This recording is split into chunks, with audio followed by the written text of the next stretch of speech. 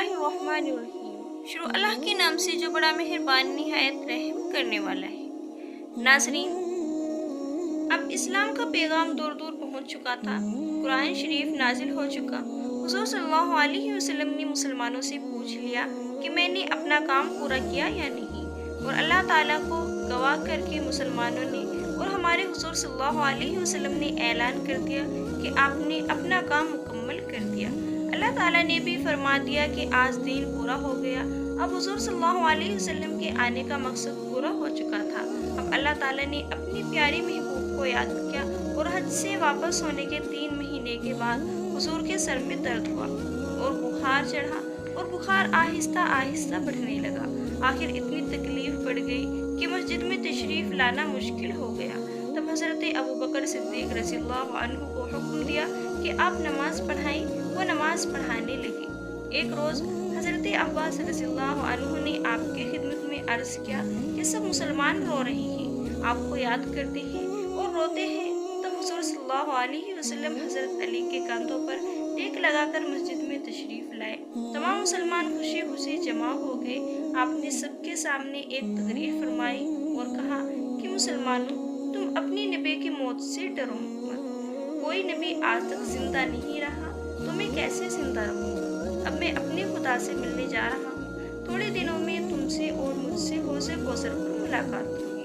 اگر تم کسی کو گالی نہ دو گے، برے کام نہ کرو گے اور نہ بری باتیں بکو گے، نہ کسی کے پیچھے اسے برا کہو گے، تو انشاءاللہ مجھ سے حوض کوثر پر ضرور ملاقات ہوگی۔ تم لوگ آپس میں بھائیوں کی طرح رہنا اور لڑائی جھگڑا نہ کرنا۔ اس تقریر کے بعد آپ صلی اللہ علیہ وسلم اپنے حجرے میں تشریف لے آئے۔ پھر بیماری بڑھتی گئی۔ ایک روز ابوبکر صدیق رضی اللہ عنہ نماز پڑھا رہے تھے کہ حضور صلی اللہ علیہ وسلم تشریف لے آئے اور ان کے پاس بیٹھ گئے۔ جب سب لوگ نماز پڑھ چکے تو آپ صلی اللہ علیہ وسلم نے سب مسلمانوں سے فرمایا کہ ابوبکر میرے سب سے بڑے محسن ہیں، اور اگر میں اللہ تعالیٰ کے سوا کسی کو دوست بناتا تو ابوبکر کو بناتا۔ یہ میرے بھائی ہیں۔ مسجد کے دروازے سوائے ابوبکر کے دروازے کے سب بند کر دیے جائیں۔ پھر آپ صلی اللہ علیہ وسلم اپنے کمرے میں تشریف لے آئے۔ چند ہی دنوں کے بعد بخار اور مرض اتنا بڑھ گیا کہ اٹھنا بیٹھنا بھی مشکل ہو گیا۔ پھر ایک دن ربیع الاول کی 2 تاریخ کو دوشنبہ کے دن حضرت ابوبکر صدیق رضی اللہ عنہ فجر کی نماز پڑھا رہے تھے۔ حضور صلی اللہ علیہ وسلم کا حجرہ مبارک مسجد سے ملا ہوا تھا اور اس کا ایک دروازہ مسجد میں تھا۔ حضور صلی اللہ علیہ وسلم کے دروازے سے یکایک پردہ ہٹا اور حضور صلی اللہ علیہ وسلم نے اپنا چاند کی طرح روشن اور چمکتا ہوا چہرہ پردے سے باہر نکالا۔ سب مسلمان آپ کو دیکھ کر خوشی کے مارے پھولے نہ سمائے اور اتنے خوش ہوئے کہ نماز توڑنے لگے، مگر آپ نے ہاتھ کے اشارے سے منع فرمایا اور پھر اپنا چہرہ اندر کر لیا۔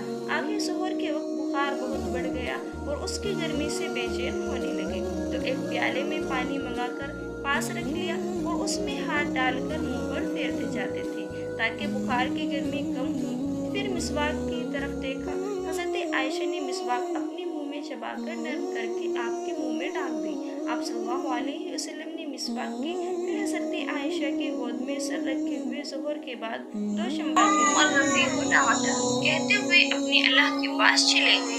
اِنَّ لِلَّهِ وَإِنَّ إِلَيْهِ رَاجِعُونَ۔ دنیا کا سب سے بڑا آدمی اللہ کو پیارا ہوا۔ اسلام کا آفتاب غروب ہو گیا مگر اپنی روشنی چھوڑ گیا۔ اللہ میاں رہتی دنیا تک اس کی روشنی کو قائم رکھے۔ حضور صلی اللہ علیہ وسلم کی وفات کی خبر صحابہ کرام رضی اللہ عنہم میں بجلی کی طرح پھیل گئی۔ چاروں طرف لوگ بیتاب ہو کر رونے لگے۔ بعض صحابہ کو تو یقین ہی نہ آتا تھا۔ حضرت عمر رضی اللہ عنہ تلوار نکال کر کھڑے ہو گئے کہ جو یہ کہے گا کہ حضور کی وفات ہو گئی اس کو قتل کر دوں گا۔ حضرت ابوبکر نے مسلمانوں کو دلاسا دیا اور ایک تقریر کی اور کہا کہ حضور صلی اللہ علیہ وسلم صرف ایک پیغمبر تھے۔ جو مسلمان حضور کی عبادت کرتے تھے وہ سن لے کہ حضور صلی اللہ علیہ وسلم کا انتقال ہو گیا، اور جو اللہ کی عبادت کرتے تھے وہ یقین رکھے کہ اللہ ہمیشہ سے ہے اور ہمیشہ رہے گا۔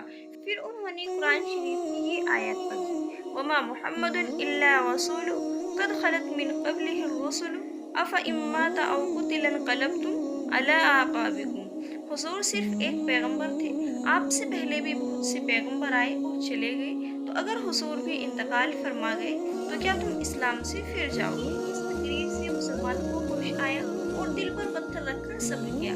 फिर हुजूर सल्लल्लाहु अलैहि वसल्लम को गुस्ल किया और कफन पहनाया गया और लाशें मुबारक वहीं रखी गई जहां इंतकाल हुआ था।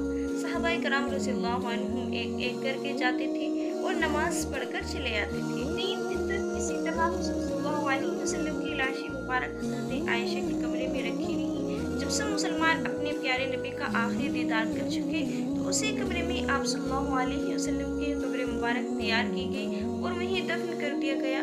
कब्र मुबारक ज़मीन से 41 ऊंची रखी गई थी। और नाज़रीन, ये थी छोटी सी वीडियो। इसमें हमने आपको हुज़ूर सल्लल्लाहु अलैहि वसल्लम की वफ़ात के बारे में जो चंद वाक़िआत बताए हैं, हमें उम्मीद है कि आपको ज़रूर पसंद आए होंगे। इसलिए अगर आपको पसंद आए हैं तो हमें कमेंट में भी ज़रूर बताएं और वीडियो को लाइक करें और चैनल को सब्सक्राइब भी ज़रूर करें।